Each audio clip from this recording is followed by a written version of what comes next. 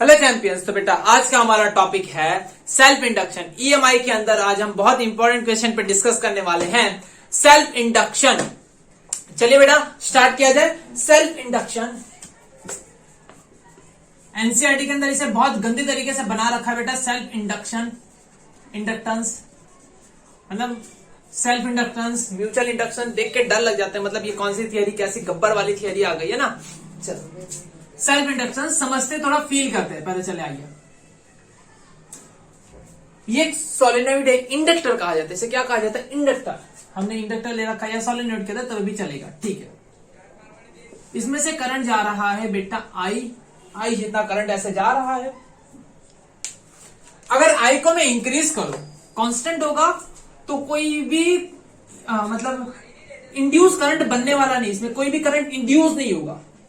Because बेटा constant होगा ये, मतलब ये कांस्टेंट है, कांस्टेंट होगा तो no change in flux, flux change नहीं होगा। अगर फ्लक्स चेंज नहीं होगा तो क्या करंट अंदर इंड्यूस होगा? नहीं होगा। अब क्या होता है, ये जैसे है ना, ये छोटा छोटा दिखाई दे रहा है ना। चलो अब देखो, ये जो इसमें से करंट गया, ये सोलेनोइड ऐसे, ये सोलेनोइड ऐसे, इसमें से करंट जा रहा है। ऐसे करंट जाने की वजह से क्या हो रहा है, ऐसे करंट जा रहा है। अगर मैं करंट को बढ़ाऊंगा, ध्यान से सुनना, अगर मैं करंट को बढ़ाऊंगा, ये सोलेनोइड ऐसे ऐसे सोलेनोइड, अगर मैं करंट बढ़ाऊंगा तो फ्लक्स भी बढ़ेगा। अगर करंट बढ़ाऊंगा तो मैग्नेटिक फील्ड बढ़ेगी, मैग्नेटिक फील्ड के साथ फ्लक्स भी बढ़ेगा। अगर फ्लक्स बढ़ेगा तो लेंस लॉ क्या कहता है? जो बढ़ाएगा उसे कम करो, चेंज को अपोज करो। याद है क्या करेगा? जो चेंज आ रहा था, जिसकी वजह से चेंज, जो कॉज था उसे अपोज करो। ये करंट जो मैग्नेटिक फ्लक्स बढ़ा रहा है तो यहां से इंड्यूस हो जाएगा। हम तुम्हें रोकेंगे, हम बढ़ाने नहीं देंगे। अगर आप यहां से ऐसे आई को बढ़ाओगे, आई को इंक्रीज करोगे तो अंदर से क्या होगा? इंड्यूस करंट आएगा, आई इंड्यूस हो जाएगा अंदर से, इंड्यूस करना आएगा जो इसे रोकेगा, है ना, ऐसे इसे रोकेगा। चलो, और अगर आपने सोलेनोइड इसी तरीके से लिया है, अगर उसके अंदर आप करंट को घटाओगे, डाइंग करंट, डिक्रीजिंग करंट, ऐसे आई को डिक्रीज करोगे बेटा, डिक्रीज करोगे तो क्या होगा? मैग्नेटिक फ्लक्स जो ऐसे ऐसे जुड़ा हुआ था इसके साथ, मैग्नेटिक फ्लक्स, तो ये क्या होने लगेगा? कम होने लगेगा। करंट कम जा रहा है, कम फील्ड बनाएगा। करंट जा रहा था, फील्ड लाइन बन रही थी। याद करो सोलेनोइड के अंदर मैग्नेटिक फील्ड लाइन कैसे बन रही थी? ऐसे ना, ऐसे बन रही थी। अब मैग्नेटिक फील्ड लाइन कम होने लगेगी, डिक्रीज कर रहा है ना जनाब। करंट डिक्रीज होगा तो फ्लक्स भी डिक्रीज होगा। अगर फ्लक्स डिक्रीज होगा तो क्या होगा? वहां से सामने से ऐसे देखो, फ्लक्स डिक्रीज होगा, फ्लक्स चेंज होगा, फ्लक्स चेंज होते ही करंट बनेगा, फ्लक्स चेंज होते ही करंट बनेगा तो ऐसा करंट बनेगा कि डिक्रीज नहीं होने देगा। भाई तू डिक्रीज मत कर। देखो ऐसे मैग्नेटिक फ्लक्स कम होने लगा, कैसे कम करोगे? हम तो फिर भी बनाएंगे, तो करंट ऐसे अंदर इंड्यूस होगा, ऐसे करंट बनेगा अंदर कि भाई तू कम मत हो, हम तुम्हें सपोर्ट करेंगे। अंदर से ऐसे इंड्यूस होगा, आई इंड्यूस होगा, इंड्यूस करंट बनेगा जो इसे सपोर्ट करेगा। मतलब क्या होता है इंड्यूस करंट ऐसा है सोलेनोइड के अंदर। इसके अंदर कैसा होता है? सोलेनोइड के अंदर इंड्यूस करंट ऐसे होता, अगर आप करंट बढ़ाओगे तो अपोज करेगा, अगर आप करंट घटाओगे तो सपोर्ट करेगा। मतलब डाइंग करंट को सपोर्ट करता है और इंक्रीजिंग करंट को अपोज करता है। बढ़ाओगे तो रोकेगा, कम करोगे तो फिर सपोर्ट करेगा, उतना ही रहने देगा। बढ़ाने भी नहीं देगा, रोकेगा, सामने से आ जाएगा करंट। और घटाओगे तो साथ में चलेगा, बढ़ाएगा, वापस अपनी जो वैल्यू थी ना उस वैल्यू पे लेके जाने की कोशिश करेगा। मान लो इसमें से 20 एम्पियर जा रहा था, आपने 25 कर दिया, तो यहां से ये रोकेगा, कम करने की कोशिश करेगा। भाई 20 था तो 20 रहने दे। अगर आप 20 था और आप कम करने लगे, 15 करने लगे, तो ये वापस बढ़ाएगा, खुद से बनाएगा कि नहीं 20 था तो 20 ही रहने दे, 15 क्यों किया, हम फिर बना देंगे, हम खुद से बना देंगे। ये होता है इंड्यूस करंट सोलेनोइड के अंदर। देखो समझ में आया पक्का? चलो ये तो था थोड़ा मतलब एक्स्ट्रा टॉपिक हो गया सेल्फ इंडक्शन को समझने के लिए। चलिए आइए सेल्फ इंडक्शन को समझा जाए।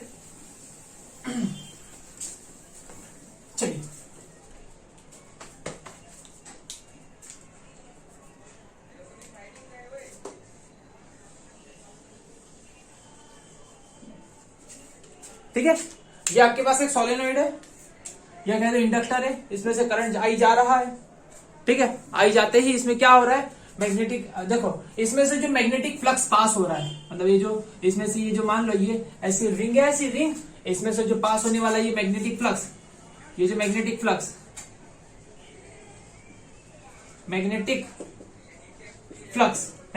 कितना होगा, बी ए। मैग्नेटिक फ्लक्स कितना होता है बताइए बेटा, फ्लक्स, मैग्नेटिक फ्लक्स बी ए कॉस थीटा, ठीक है, बी ए कॉस थीटा। देखो मैग्नेटिक फील्ड ऐसे बनती है, सोलेनोइड में मैग्नेटिक फील्ड ऐसे रिंग होती है, रिंग की मैग्नेटिक फील्ड ऐसे होती है। चलो ये रिंग की मैग्नेटिक फील्ड ऐसे हो और इसका एरिया वेक्टर भी ऐसे, तो दोनों के बीच में एंगल कितना है, 0। चलिए तो फ्लक्स कितना होगा, बी ए। बी कितना होता है सोलेनोइड के लिए,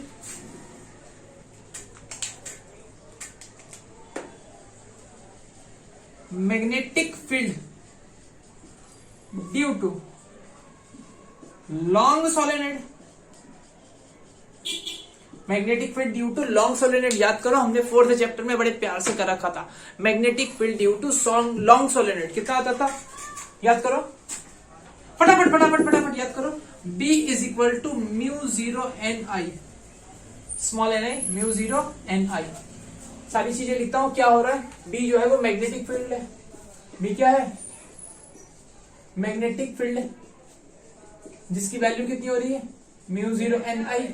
चलो स्मॉल एन क्या है, स्मॉल एन है number of rings per unit length, number of turns per unit length, number of turns या कह दो रिंग्स पर यूनिट लेंथ। हर एक छोटी सी लेंथ में, हर एक छोटी सी लेंथ में कितनी टर्न्स है ना, ये छोटा n बताता है। इसकी वैल्यू कैसे निकाली जाती थी, याद करो, n is equal to capital N by L, where L is equal to length of solenoid.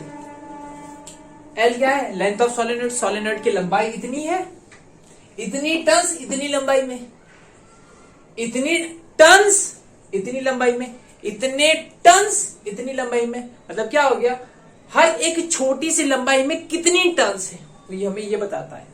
ठीक है, समझ में आ गया। बी की वैल्यू मिल गई, मतलब मैग्नेटिक फील्ड भी मिल गई, मैग्नेटिक फ्लक्स भी मिल गया। अच्छा, लेकिन यहां पे तो कितनी टर्न्स है बेटा, n टर्न्स है। कितनी टर्न्स है, n टर्न्स है, मतलब टोटल मैग्नेटिक फ्लक्स कितना होगा, तो टोटल मैग्नेटिक फ्लक्स कितना होगा, total magnetic flux due to n turns, total जितनी भी टर्न्स है सारी टर्न्स को मिला दोगे तो कितनी मैग्नेटिक फ्लक्स आएगी सबकी वजह से। फ्लक्स टोटल फ्लक्स कितना आ रहा है, n टाइम्स बी ए, n टाइम्स बी ए। बहुत बढ़िया। अब n क्या हो रहा है, n इज इक्वल टू क्या होता है, सॉरी n नहीं, b क्या हो रहा है, b is equal to μ0 ni। n तो ऐसे ही था, कोई दिक्कत की बात नहीं है। b क्या है, b is equal to μ0 ni, μ0 small ni, और ये a। ठीक है, हमारा टोटल फ्लक्स आ गया, टोटल फ्लक्स। ठीक है, अच्छा अब याद करो इंडक्टर वाली थियरी क्या कहती है, इंडक्टर वाली थियरी कहती है कि जो अंदर से फ्लक्स पास हो रहा है, अंदर फ्लक्स लिंक हो रहा है, वो किसके प्रपोजनल होता है, वो किसके प्रपोजनल होता है, वो किसके प्रपोजनल होता है, अंदर से बहने वाले करंट के प्रपोजनल होता है। चलो, जो फ्लक्स होता है वो किसके प्रपोजनल है, आई के प्रपोजनल है, जो अंदर से करंट जा रहा है। और जब हमने ये प्रपोजनलिटी हटाते हैं, तो एक कांस्टेंट लगाते हैं, इस कांस्टेंट को क्या कहते हैं हम, इंडक्टेंस। क्या कहते हैं हम, inductance. Flux is directly proportional to I, जो हम प्रोपोर्शनलिटी हटाते हैं तो हम क्या लगाते हैं, इंडक्टेंस। क्या लगाते हैं इसे, inductance.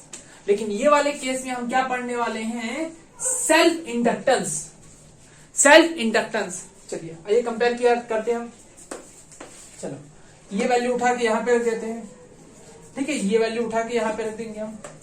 L I is equal to N, यहां पे कैपिटल आई ले लो, हमने यहां पे कैपिटल आई ले रखा है, आई आई, चलो L I is equal to N mu zero N I A, I से आई कट गया, दिखाई दे रहा है, कोई दिक्कत?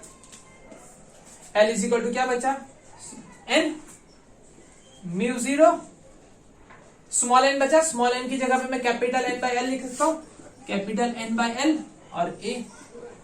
कोई दिक्कत बताइए, कोई दिक्कत हो तो? ये कितना हो गया, mu zero N square L और यहां पे हो गया ए, ठीक है, कोई दिक्कत लग रही है? चलिए, यही जो आ रहा है ना, ये जो आपका बन रहा है ना, एल इज इक्वल टू, ये आपका सेल्फ इंडक्टेंस आया। देखो थियरी में करना कुछ नहीं है, फिर से एक बार रिकैप करवा दे रहा हूं, ध्यान से सुन लीजिए, बहुत आसान थियरी है। देखो हमें क्या करना था, हमें इसकी वजह से, ये इंडक्टेंस की वजह से, ये इंडक्टर जो है ना, इस इंडक्टर की वजह से, या सोलेनोइड कह दो, इसका हमें सेल्फ इंडक्टेंस निकालना था कि भाई इसके अंदर से जब करंट जा रहा है तो अंदर ये जो इंडक्टर होता है ना, इंडक्टर का इंडक्टेंस फिक्स होता है। जैसे याद करो, इंडक्टर का इंडक्टेंस कैसे निकाला जाता है, ये समझो पहले, इंडक्टर का इंडक्टेंस कैसे निकाला जाता है ये समझो। देखो flux is directly proportional to I, flux is directly proportional to I, याद करो ऐसा कुछ हमने ऑलरेडी रेजिस्टेंस वाले चैप्टर में पढ़ रखा था। V is directly proportional to I, याद आया, V is directly proportional to I, और हमने यहाँ पे प्रोपोर्शनलिटी हटाने के लिए कॉन्स्टेंट लगाया था 10th में, R, V is equal to I R लगाया था ना। वैसे ही हमने यहाँ पे flux is directly proportional to I, और हमने यहाँ पे प्रोपोर्शनलिटी हटाने के लिए कांस्टेंट लगा दिया। यहाँ पे हम कहते थे V is equal to I R, और यहाँ पे फ्लक्स कहेंगे L I, flux is equal to L I, और V is equal to I R, flux is equal to L I, है ना, एल आई। अब हमें क्या करना होगा, अगर हम फ्लक्स निकाल दें, ध्यान से समझना, अगर हम फ्लक्स निकाल दें और एल आई के साथ कंपेयर करें तो एल आई निकाल आएगा, एल को सब्जेक्ट बना लो, एल को सब्जेक्ट बना लो, तो फ्लक्स आपको चाहिए, मेन चीज आपका फ्लक्स है। तो फ्लक्स निकालने के लिए मैं यहाँ पे आया कि भैया मुझे बताओ इसका फ्लक्स कितना होता है, तो इन्होंने बताया कि भाई एक रिंग जो है ना, एक रिंग का फ्लक्स होता है बी ए कॉस थीटा, बी भी ऐसे है और ए भी ऐसे ही है, तो फ्लक्स कितना आया बी ए। नहीं नहीं नहीं, लेकिन हमारे पास तो कितनी रिंग है, हमारे पास तो एन रिंग है, कितनी है, एन, अरे बापा हमारे पास तो एन रिंग है, मतलब टोटल मैग्नेटिक फ्लक्स कितना हो गया, एन टाइम्स बी ए, एन टाइम्स बी ए, चलो एन टाइम्स बी ए हो गया। चलो बी की वैल्यू उठा के यहाँ पे रख दी, ठीक है, बी की वैल्यू हमने यहाँ पे रख दी। अच्छा एक काम किया जाए, आपकी बुक की तरह मैच कर दिया जाए, चलो थोड़ा बुक की तरह मैच कर देते हैं। तो चलो फ्लक्स टोटल मिल गया, चलो म्यू जीरो एन आई ए मिल गया, बी की वैल्यू रखी, बी की वैल्यू ये रख दी। चलो अब क्या किया जाए, ये जो स्मॉल एन, जो कैपिटल एन है, कैपिटल एन क्या होता है, कैपिटल एन की वैल्यू यहाँ पे सब्जेक्ट बनाओ, कैपिटल एन को, कैपिटल एन क्या हो जाएगा, एन एल हो जाएगा, एन एल ऐसा रख दो, वो भी चलेगा, कोई दिक्कत की बात नहीं है। ये हो जाएगा N L mu zero N I A, और फ्लक्स टोटल कितना आया था, एल आई, आई से आई मर गया, खत्म, आई से आई मर गया, एल कितना बचा, mu zero N into N, N square L और ए। ये होता है आपका सेल्फ इंडक्टेंस, मतलब जो इंडक्टर खुद के अंदर जो इंडक्टेंस बना के रखा है वो ये है, ठीक है। चलो यहां पे देख के क्या लगता है बेटा, यहां पे देख के क्या लगता है, इसको सब्जेक्ट बनाओ, देखो फ्लक्स है ना, flux total is equal to क्या है, एल आई, एल को सब्जेक्ट बनाओ, flux total upon I is equal to L. ये ऐसे देख के लगता है ना कि इंडक्टेंस जो है ना, इंडक्टेंस वो किस पे डिपेंड कर रहा है, देख के क्या लगता है, इंडक्टेंस, ये जो इंडक्टेंस है ना किस पे डिपेंड कर रहा होगा, भाई फ्लक्स पे डिपेंड करता है, और करंट की इनवर्सली प्रोपोर्शनल, करंट ज्यादा तो इंडक्टेंस कम होगा, अगर फ्लक्स ज्यादा तो इंडक्टेंस ज्यादा होगा, ऐसी बात नहीं, ये सरासर गलत है। ये ठप्पा है, ठप्पा लगा हुआ, मतलब जो भी होता है ना उसका फिक्स होता है, जैसे रेजिस्टेंस फिक्स्ड होता है ना, जो भी मटेरियल का रेजिस्टेंस, कि भाई ये तार इतना लंबा है, इतना मोटा है, तो उसका रेजिस्टेंस फिक्स, टेम्परेचर के हिसाब से बदलता है वो 2 नंबर की बात है बेटा, लेकिन उसका रेजिस्टेंस फिक्स। ऐसे आपने एक सोलेनॉइड ले लिया, तो उसका जो सोलेनॉइड का इंडक्टेंस होगा वो फिक्स। वो किस पे डिपेंड करता है, देखो ये सच्चाई ये आ रही है, उसका इंडक्टेंस कितना है ये देखो दिखा रहे हैं। किस पे डिपेंड करेगा कि भाई उसके बीच में मीडियम कितना है, कौन सा मीडियम है, उसकी टर्न्स कितनी है, कितना लंबा है, उसकी एरिया कितनी है। जितना ज्यादा एरिया उतना ज्यादा इंडक्टेंस, जितना लंबा वायर उतना लंबा इंडक्टेंस, जितनी नजीक होगा रिंग, ज्यादा नजीक होगी, पास होगी, उतना ज्यादा इंडक्टेंस। अगर μ0 भी चेंज कर दोगे, मीडियम चेंज कर दोगे, तब भी इंडक्टेंस बदल जाएगा। दिखाओ, मीडियम चेंज करते इंडक्टेंस बदल जाता है। देखो मीडियम चेंज करते इंडक्टेंस कितना हो जाएगा, L is equal to mu की जगह μm हो जाएगा, n² LA ये हो जाएगा। मीडियम चेंज कर दिया, इंडक्टेंस बदल गया, μm आ गया। ठीक है, μm मतलब क्या हो जाएगा, μ0 μr n² LA। चलो यहां पे आपका सेल्फ इंडक्टेंस खत्म होता है। नेक्स्ट थियरी जस्ट कंटिन्यू कर रहा हूं, जहां पे हम पढ़ेंगे म्यूचुअल इंडक्टेंस क्या होता है। ठीक है, चलिए।